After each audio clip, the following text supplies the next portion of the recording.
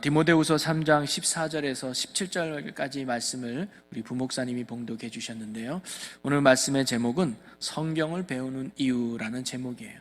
우리 말씀을 나누기 전에 오늘도 이렇게 수요일 밤에 또 피곤한 몸이지만 또 은혜를 사모하고 또 말씀을 사모하고 또 예배를 사모하여 이 귀한 자리에 나오셨는데, 여러분 너무 환영하고 축복하며 우리 옆 사람과 인사 한번 나누면 좋겠어요. 오늘도 너무너무 잘 나오셨습니다. 반갑습니다. 할렐루야. 네, 혹시 영상으로 보고 계신 분들도 잘 나오셨어요. 할렐루야. 감사합니다. 여러분, 사람과 동물과 가장 큰 차이가 혹시 뭔지 아십니까? 그거는 사람과 동물의 가장 큰 차이는 학습의 차이예요. 뭔가 배울 수 있고 뭔가 가르칠 수 있다는 건 인간만이 가지고 있는 능력이지요. 그래서 인간만이 성장하고 성숙하고 발전이라는 걸 이룰 수가 있는 거거든요. 자, 그러면 그 인간이 배움과 가르침을 잘하기 위해서 아주 중요한 요소가 하나 있어야 됩니다. 그게 뭐냐면 바로 책이라는 거예요. 책을 통해서 우리가 글을 남기고 그 책을 통해서 우리가 여러 가지를 배울 수 있는 거 아니겠습니까? 그래서 사람은요, 책을 쓸 수 있고 책을 읽을 수 있다는 것이 인간이 갖는 참 큰 축복 중에 하나라고 생각이 들어요. 사람은 많은 것들을 책을 통해서 배우고 있죠. 여러분 아마 애를 키울 때도 육아사전, 육아책집 아마 집에 한두 권씩은 다 있었을 거예요. 책 속에는 무궁무진한 삶의 지혜들이 많이 담겨져 있기 때문이죠. 내가 직접 경험해보지 못했던 삶의 지혜들을 책을 통해서 우리가 간접적으로 배울 수 있는 겁니다. 그러므로 좋은 책을 만나고 또 그 책을 통하여 유익을 얻는 것은 참으로 인생의 값진 일이라고 할 수가 있습니다. 그래서 이런 말이 있어요. 좋은 책 한 권을 쓰는 것은 대학 하나를 세우는 것과 같다라는 말이 있습니다. 그만큼 책 한 권이 주는 영향력이 참으로 크다는 말이죠. 그만큼 책은 간접적으로 사람들과의 만남을 갖게 하고, 그리고 다른 사람의 경험과 지혜를 배울 수 있는, 어찌 보면 우리 인생의 양식과도 같은 게 바로 책이죠. 그래서 여러분 서점에 가면 특별히 베스트셀러라고 하는 코너가 있어요. 사람들에게 가장 많이 팔리는 책을 이렇게 전시해 놓은 곳인데, 여러분 우리나라에서 역대 베스트셀러를 혹시 아십니까? 제가 인터넷 조사해 보니까 2020년 기준으로 역대예요. 그 해만 많이 팔린 게 아니라 지금까지 조사한 결과 가장 많이 팔린 책 1위 혹시 뭔지 아십니까? 수학의 정석이래요. 수학의 정석. 우리 아마 중고등 학생들은 아마 수학의 정석이 4천만 부나 팔리도록 많이 팔렸대요. 2위가 혹시 뭔지 아십니까? 잘 모르시죠? 제가 알아보니까요, 운전면허 학과 시험 문제가 두 번째로 많이 팔렸대요. 2천만 부나. 그와 맞먹게 이제 해리포터가 그 책이 또 많이 팔렸다고 그래요. 자, 그러면 전 세계적으로 가장 많이 팔린 책들을 보니까 올해는 조사된 게 나온 게 없는데 5년 전에 2015년에 전 세계적으로 역대 베스트셀러 순위를 매긴 게 있더라고요. 그래서 12위가 우리가 너무 잘 알고 있는 해리포터 이야기가 12위. 그래서 약 1억 1천만 부가 팔렸다 그러고, 9위가 반지의 제왕. 그게 더 많이 팔렸나 봐요. 그게 1억 5천만 부. 그 다음에 3위가 꾸란이라고 그래가지고 이슬람교의 경전. 아마 이슬람 교도들이 받겠죠. 그게 약 8억 부 정도 팔렸답니다. 그리고 2위가 뭐냐면 마오쩌둥의 어록이라고 해서 중국 책이에요. 그래서 중국 사람이 많이 봤던 것 같아요. 약 10억 부가 이상이 팔렸다고 합니다. 자, 그럼 역대 최고로 팔린 베스트셀러는 어떤 책일까요? 어떤 책이 가장 많이 팔렸을까요? 눈치 빠른 분들은 벌써 다 알고 계시겠죠? 바로 그 책이 성경입니다. 조사를 해본 결과만 봤을 때는 약 6억 부 이상이 팔린 정도로, 우리 전 세계 인구가 한 77억 대거든요.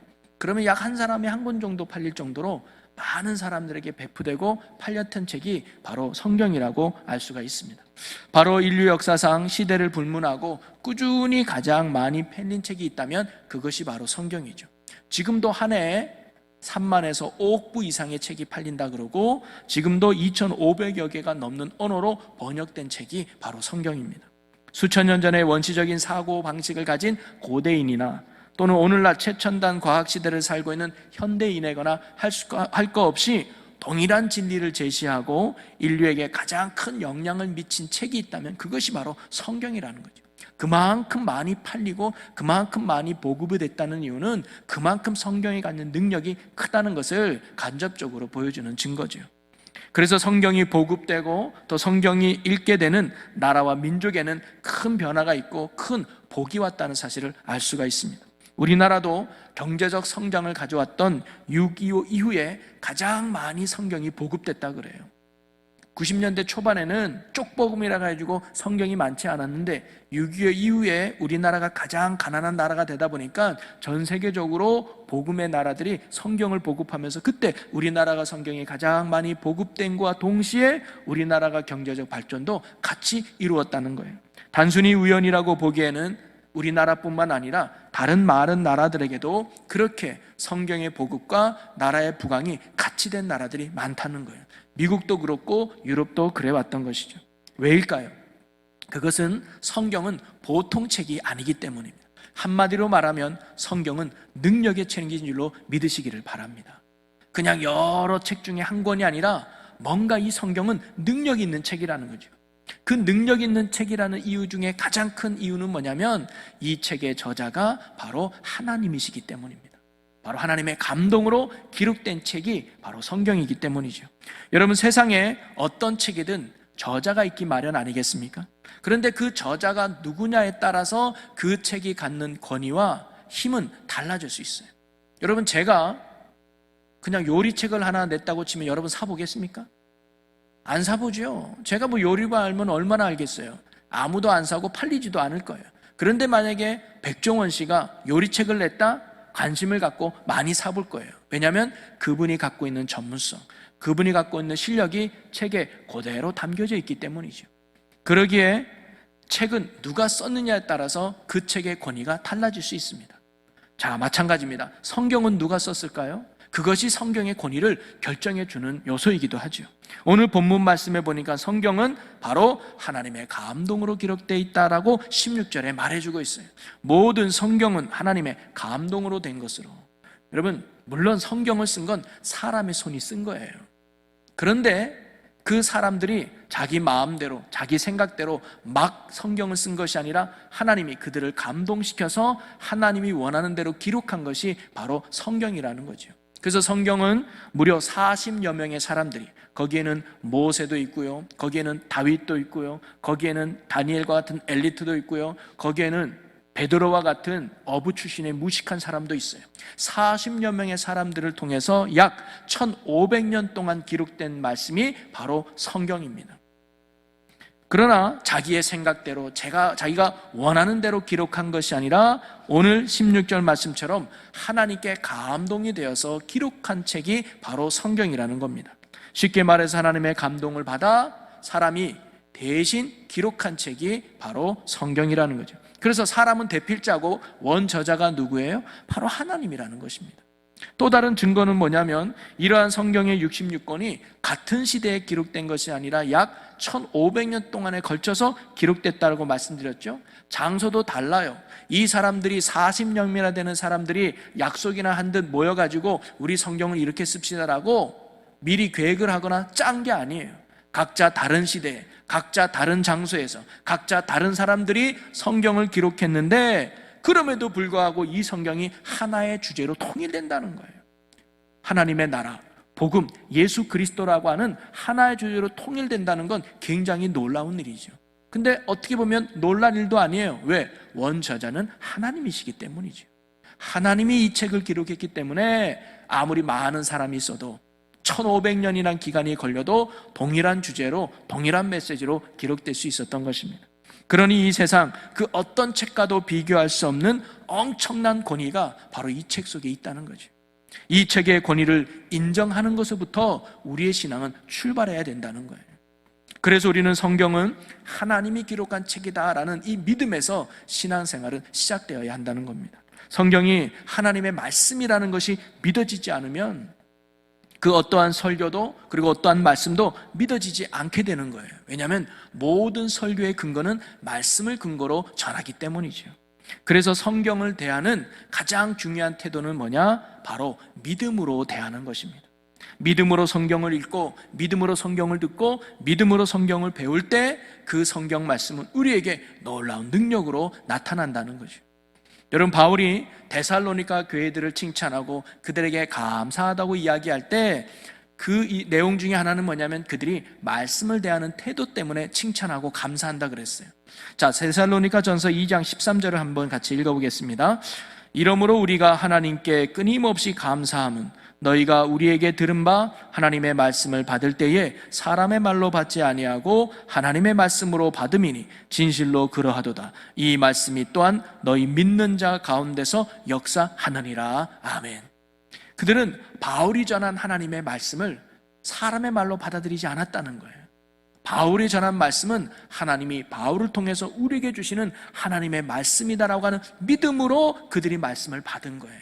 이 믿음으로 말씀을 받았더니 그 말씀이 뭐예요? 그들 삶에서 역사한다는 거예요. 구원을 이루어가고 능력의 삶을 살고 변화와 축복의 역사가 그들의 삶에 일어났다는 거죠.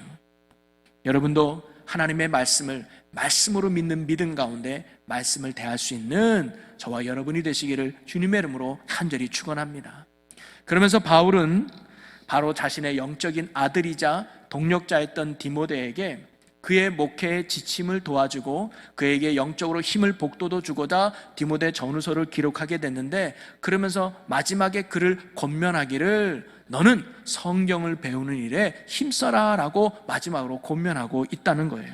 오늘 우리가 읽은 본문 말씀이 바로 그겁니다. 14절 말씀을 보니까 그러나 너는 배우고 확실한 일에 거하라. 뭘 배운 거예요? 말씀을 배운 거예요.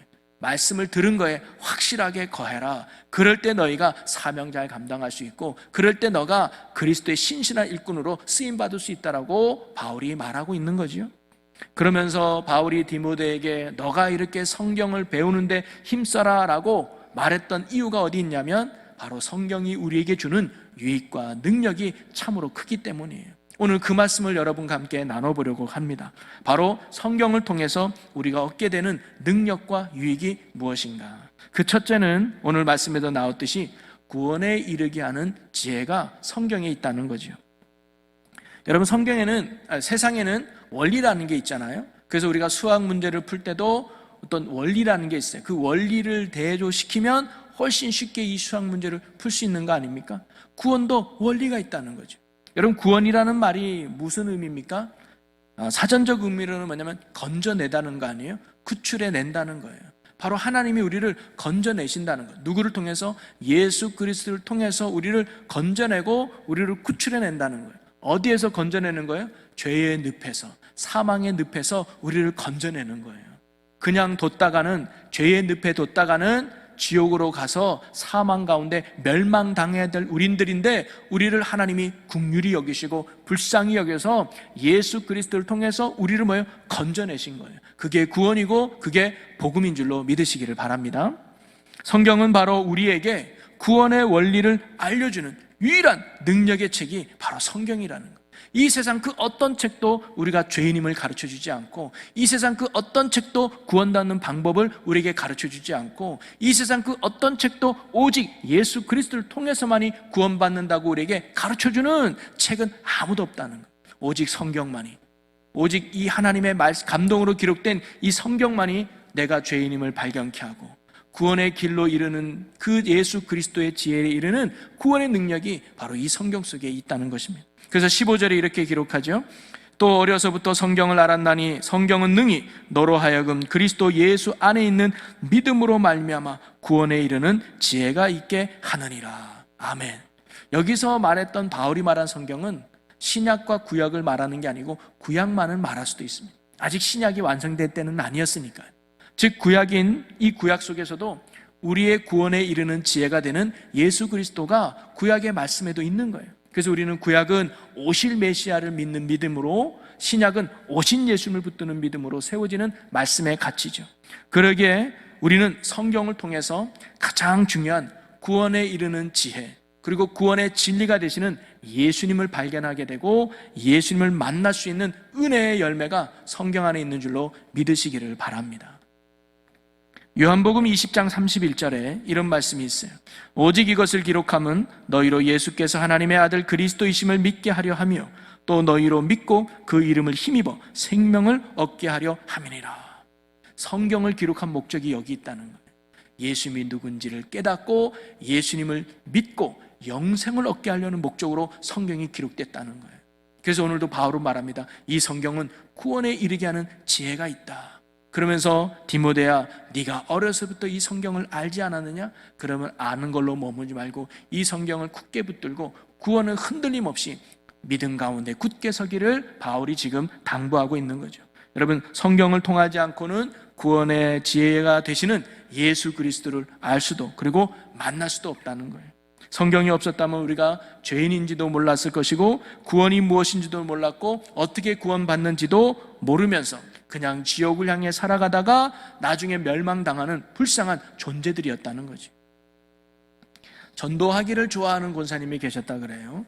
그래서 이 권사님은 밥 먹고 잠자는 시간을 빼고는 모든 시간에 동네 나가서 전도하는 일에 재미와 열심을 냈던 권사님이었습니다.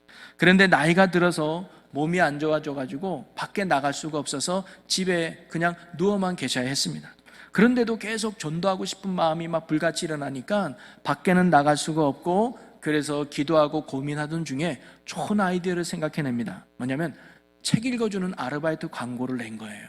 그래서 젊은 청년들에게 내가 이렇게 눈이 어두워서 책을 못 드리니까 우리 집에 와서 성경책을 좀 읽어줘라. 그러면 2시간만 읽어주면 내가 일당을 주겠다. 이런 광고를 낸 거예요. 그랬더니 많은 청년들이 지원을 했어요. 그런데 아무나 안 하고 교회 다니지 않는 청년만 골라서 아르바이트생을 쓴 거예요. 그리고는 권사님한테 성경을 꾸준히 읽어주라고 그랬죠. 그래서 2시간 동안 읽는 거예요. 권사님은 누워서 듣고 이 학생은 성경책을 들고 열심히 읽어 나갔죠. 그러다가 예수님에 대한 이야기가 부르면 권사님이 못 들은 척하면서 그 몇 장은 다시 한번 읽어줄래요? 그러면 그 예수님의 이야기만 몇 번 반복해서 읽는 거예요. 그러다 보면 놀랍게 1달이나 2달 만에 이 청년들이 할머니 저도 교회 나오고 싶어요. 저도 예수님도 알고 싶어요 하면서 복음을 받아들여서 구원받는 그런 은혜들이 일어나더라는 거예요. 그래서 이 권사님이 그걸 통해서 많은 학생들을 전도할 수 있었다는 거예요. 여러분, 그렇다고 우리가 또 돈 들여가지고 사람 불러서 이런 아르바이트 하라는 얘기는 아니지만 말씀이 주는 능력이 바로 거기 있다는 거예요. 성경은 죄인인 우리를 구원에 이르게 하는 복음의 능력이 들어있다는 것이죠. 그러기에 성경은 어떤 책입니까? 생명의 책이고 구원의 책이며 놀라운 능력의 책인 것이죠. 그런 성경을 읽고 배움으로 해서 말미암아 우리는 구원의 기쁜 소식과 또 구원의 확신을 날마다 경험해가며 살아갈 수 있는 겁니다. 그리고 이 말씀을 한 번 들은 걸로 끝나면 되는 게 아니에요. 계속 말씀을 반복하면서 이 구원의 진리 위에 흔들리지 않도록 견고하게 세우는 그 힘도 말씀에 있다는 거예요. 오늘 바울도 말하잖아요. 네가 어릴 때부터 성경을 알았나니 이 성경은 구원에 이르게 하는 지혜가 있다. 날마다 말씀을 가까이 하면서 내가 받은 이 구원의 진리를 잃어버리지 않도록 확고한 믿음 가운데 굳게 설 수 있는 그런 진리의 힘이 바로 말씀에 있다는 거죠. 저와 여러분도 이런 구원의 진리가 되시는, 또 구원의 은혜로 이르는 이 진리 되시는 성경 말씀을 날마다 가까이 해서 예수 그리스도 안에서 흔들림 없는 구원 위에 굳게 서서 승리하는 저와 여러분이 되시기를 주님의 이름으로 간절히 축원합니다. 두 번째, 이 말씀이 주는 유익과 능력은 뭐냐면 우리가 하나님의 백성으로서 신앙생활에 지침이 되어준다는 거죠. 성도의 삶에 충분한 표준이 바로 이 성경이 되어준다는 겁니다. 16절에 보니까 우리 함께 읽어볼까요? 모든 성경은 하나님의 감동으로 된 것으로 교훈과 책망과 바르게 함과 의로 교육하기에 유익하니. 여러분, 성경을 주신 또 하나의 목적은 우리에게 신앙생활의 지침을 알려주기 위함이에요. 그래서 성경의 4가지 기능이 오늘 본문에 나오지요. 교훈과 책망과 바르게 함과 의로 교육하기에 유익이 되는 책이 바로 말씀이라는 거예요. 교훈이라는 의미는 뭐냐면 무엇을 믿고 행할 것인지를 가르쳐주는 이정표와 같습니다. 무엇을 우리가 믿고 따라가야 될지 방향을 제시하는 이정표와 같은 의미가 교훈이라는 말이죠. 이정표는 우리가 어디로 가야 목적지로 도달하는지를 가르쳐주는 게 이정표 아닙니까? 요즘이야 내비게이션이 잘 나와서 주소만 딱 찍으면 알아서 안내해 주지만 옛날에는 우리가 뭘 보고 가야 돼요? 표지판을 보고 갔잖아요. 부산으로 가려면 오른쪽, 서울로 가려면 왼쪽, 이런 식으로 이정표를 보고 가야 올바른 목적지로 오는 거 아니겠습니까? 그런데 우리가 한눈 팔다가 이정표를 놓치면 길을 헤매는 경우가 종종 있었죠. 바로 하나님의 말씀이 뭐냐? 우리가 어느 길로 가야 되는지에 대한 올바른 이정표 역할을 해주는 게 바로 말씀이라는 거예요. 지금 여러분은 어떤 이정표를 따라가고 있습니까? 하나님께서는 우리 인생에 이정표를 주셨는데 그게 바로 말씀이라는 거예요.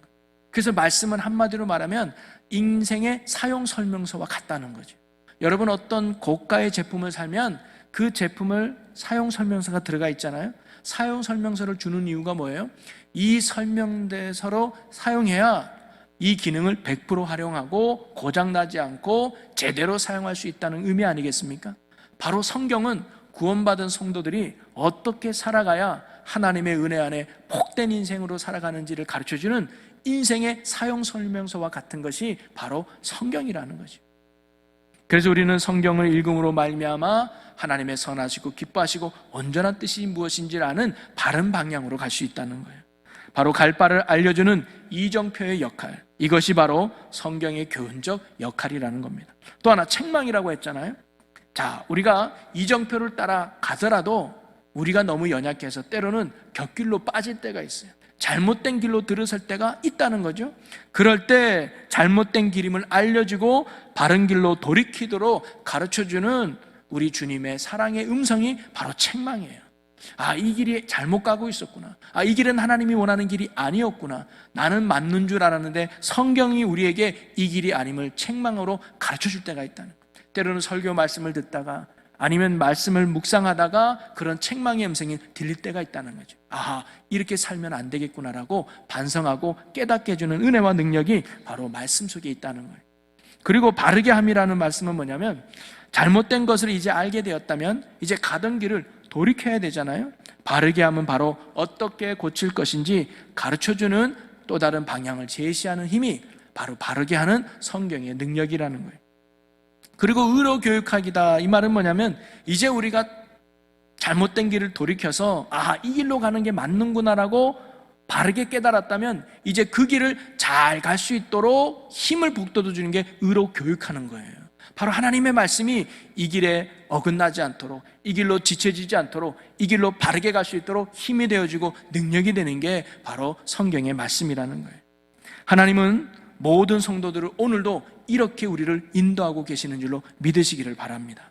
날마다 하나님의 말씀을 펴는 사람에게 하나님은 교훈하실 것입니다. 어디로 가는 것이 복된 길인지 말씀을 통해 우리의 이정표를 가르쳐줘서 그 길로 살아가도록 성경 우리를 안내해 줄 거란 말이죠. 그런데 이렇게 하나님이 방향을 제시해주고 살다가도 자신도 모르는 사이에 잘못된 길을 갈 때가 있죠. 우리는 너무나 연약한 존재들이니까. 그럴 때도 우리가 늘 말씀에 귀 기울이고 말씀을 펴면 하나님께서는 그분의 사랑의 음성으로 잘못된 것과 또는 돌이킬 것을 말씀을 통해서 우리에게 알려주신다는 거예요. 그럼 우리는 그 음성을 따라서 다시 돌이켜서 다시 옳은 길을 지속적으로 나아가야 되는데 그런 은혜와 능력이 바로 성경 말씀이 있다는 거예요. 그것이 말씀이 주는 큰 유익이라고 오늘 바울은 디모데에게 말해주고 있죠. 그래서 시편 기자들이 이렇게 고백합니다. 시편 119편 9절에 보니까 청년이 무엇으로 그의 행실을 깨끗하게 하리까? 주의 말씀만 지킬 따름이니이다. 주의 말씀이 내 행실을 깨끗게 해서 올바른 길로 가게 한다는 거예요. 그리고 105절에도 보면 주의 말씀은 내 발의 등이요 내 길의 빛이니이다. 우리의 행실을 깨끗게 하고 우리의 인생의 등과 빛이 되어주시는 이 말씀을 여러분 날마다 가까이 하고 배우는 데 힘쓸 수 있는 저와 여러분이 되시기를 주님의 이름으로 간절히 축원합니다. 그리고 세 번째 유익은 뭐냐면 이 성경은 하나님의 사람으로 우리를 온전하게 해준다는 거예요. 자, 17절 말씀을 함께 읽어봅니다. 이는 하나님의 사람으로 온전하게 하며 모든 선한 일을 행할 능력을 갖추게 하려 함이라. 아멘. 여기서 말하는 온전하게 하다라는 음의 헬라어의 원어에는 두 가지 의미가 있다 그래요. 하나는 뭐냐면 적합하게 하다라는 의미가 있어요. 여러분 우리가 군인이 되면 군인으로서 적합한 모습이 있잖아요. 의사로 세워지면 의사로서의 적합한 모습이 있잖아요. 바로 이 말씀은 하나님의 사람으로 우리를 적합하게 만든다는 거예요. 또 하나는 무장시켜준다는 의미가 있습니다. 즉 하나님의 사람으로 철저하게 완전히 갖춰준다. 그게 뭐예요? 말씀의 능력이라는 거예요. 여러분, 우리 인간이 회복해야 되는 것이 있다면 그것은 바로 하나님의 사람으로서의 회복이에요. 하나님의 의로운 통치를 받는 백성, 하나님을 주인 삼고 따르는 백성으로, 그리고 하나님의 통치 속에 거하는 하나님 나라 백성으로, 즉 하나님의 사람이 되는 것이 인간이 회복해야 될 가장 중요한 모습인데, 그래서 이 땅에서 우리가 하나님의 자녀답게 살아가야 되고, 이 땅에서 우리는 천국 백성답게 살아가야 되는데, 그 살아가도록 만드는 힘이 어디에 있느냐? 말씀에 있다는 거예요. 에베소서 4장 13절에는 이런 말씀이 있죠. 우리가 다 하나님의 아들을 믿는 것과 아는 일에 하나가 되어 온전한 사람을 이루어 그리스도의 장성한 분량이 충만한 데까지 이르리라. 그리스도의 장성한 분량, 하나님이 원하는 그 분량까지 우리가 힘써 나아가야 된다는 거예요. 근데 부족한 우리가, 죄인에 불과한 우리가, 연약한 우리가 어찌 창조주가 되시며 구원자가 되시는 그리스도의 장성한 분량까지 우리가 어찌 이룰 수 있겠습니까? 피조물에 불과한 우리가 어떻게 거룩한 하나님의 분량까지 따라가고 이룰 수 있을까요? 근데 그것이 바로 말씀과 성경에 그 해답이 있다는 거예요. 말씀은 우리가 할 수 없는 것을 하게 하는 능력이 있는 줄로 믿으시기를 바랍니다. 변하지 않을 것 같은 성품이 말씀을 계속 듣고 말씀이 그 안에 들어가면 그의 삶이 변화되고요, 불안으로 가득 찼던 마음이 말씀이 들어가면 평안이 충만하고요, 번민과 고뇌에서 헤매던 사람이 말씀이 들어가면 소망과 기쁨이 넘치게 되고요, 나태와 게으름으로 인생을 살던 사람이 말씀을 듣고 말씀으로 채워지면 그 마음이 뜨거워지고 살아갈 열정이 생긴다는 거죠. 의와 진리와 거룩함으로 회복되는 새 사람이 되어서, 그래서 장성한 그리스도의 인격을 닮아가는 성숙한 모습으로 다듬어 간다는 겁니다. 그 능력이 바로 말씀에 있다는 거죠. 그래서 아까도 말씀드렸지만 온전하다, 이 말의 의미가 뭐예요? 완전히 갖추다, 완성하다, 철저하게 마련한다는 그 말씀처럼 하나님이 쓰시기에 준비된 사람, 하나님이 기뻐하기에 부족함이 없는 사람으로 다듬고 세우는 그 능력이 바로 성경 말씀에 있다고 하는 사실입니다.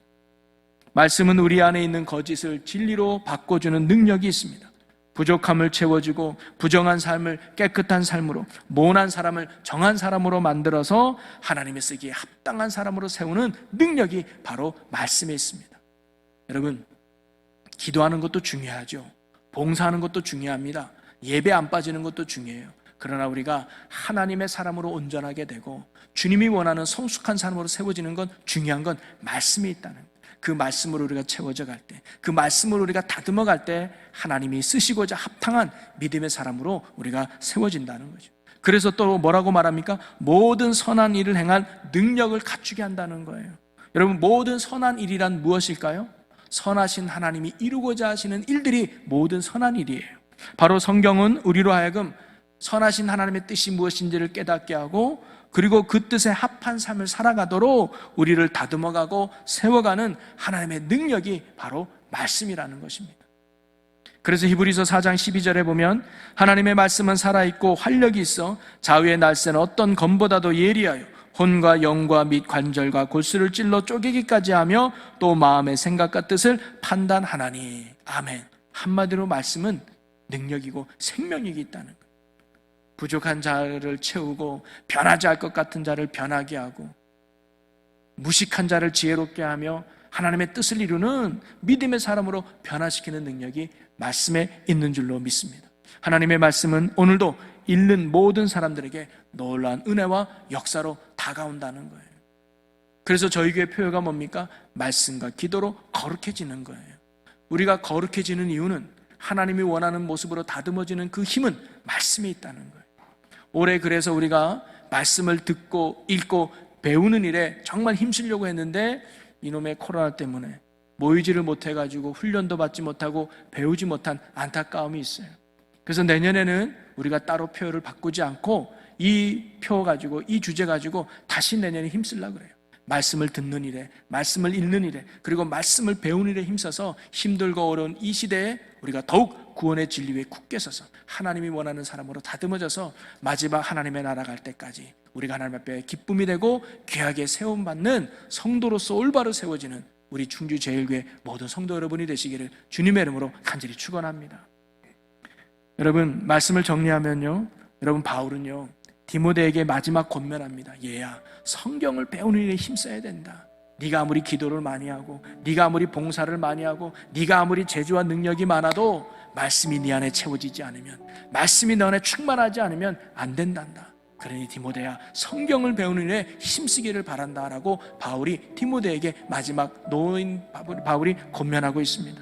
왜냐? 성경이 주는 유익과 능력이 우리에게 있기 때문이죠. 여러분, 성경은 이 시대를 살아가고 있는 우리에게 주시는 살아있는 하나님의 말씀입니다.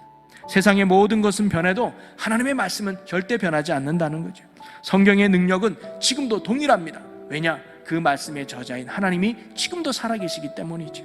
그러기에 성경은요, 우리를 구원의 진리로 인도하며 구원의 진리 위에 흔들림 없이 굳게 살아가는 그런 진리의 능력이 바로 말씀에 있습니다. 여러분, 부흥회 때 은혜 받았다고 그 말씀 가지고 계속 살아가는 거 아니더라고요. 매일매일 주시는 내 말씀 붙들고 매일매일 주시는 예수의 복음 위에 굳게 서야 흔들림 없이 마지막까지 우리가 복음 위에 흔들림 없이 승리할 수 있어요. 여러분, 오늘의 말씀으로 오늘을 살아가고 내일은 내일 주신 말씀으로 살아갈 수 있는 여러분이 되시기를 주님의 이름으로 간절히 소망합니다. 그리고 그 말씀이 우리를 인격을 성숙시키는 놀라운 능력이 되어줄 것입니다. 말씀으로 채워질 때 말투가 변화되고요, 말씀으로 채워질 때 우리의 삶이 편안하고 사랑하는 다듬는 은혜의 삶을 살아가는 거예요. 말씀 속에 변화와 능력이 있다는 거예요. 그러게 오늘날도 수많은 사람들이 성경을 읽고 변화받아서 참다운 삶을 살아가고 있다는 거죠. 성경을 통해서 우리는 오늘도 하나님의 사람으로 온전히 세워지고 또 모든 선한 일을 이루기에 능한 믿음의 사람으로 오늘도 우리가 세워져 간다는 겁니다. 여러분, 말씀이 주는 이런 능력을 깨닫고 말씀이 주는 이런 유익을 붙잡고 언제나 하나님의 말씀이 살아있음을 믿고 우리를 변화시키는 능력이 말씀 안에 있음을 믿으시고 올 한 해, 아니 앞으로 더욱 이 말씀을 붙들고 배우는 일에 힘써서 우리의 삶에 역사하시는 하나님의 능력을 경험하며 누리며 살아갈 수 있는 천국 백성의 삶을 사는 저와 여러분 모두가 되시기를 주님의 이름으로 간절히 축원합니다. 우리 오늘 함께 나눌 말씀을 붙들고 우리 함께 기도하기를 원합니다. 하나님, 말씀에는 큰 능력이 있음을 믿습니다. 하나님, 우리가 말씀을 사모하는 자가 되게 하여 주시고 듣는 일에, 읽는 일에, 배우는 일에 힘쓰는 말씀의 삶이 되게 하여 주시옵소서. 그리하여 구원의 진리 위에 굳게 서서 어떤 이단의 유혹이 오든 어떤 세상의 유혹이 오든 우리가 구원의 진리 위에 굳게 서서 흔들림 없이 마지막까지 구원을 이루어가는 천국 백성이 되게 하여 주시옵소서.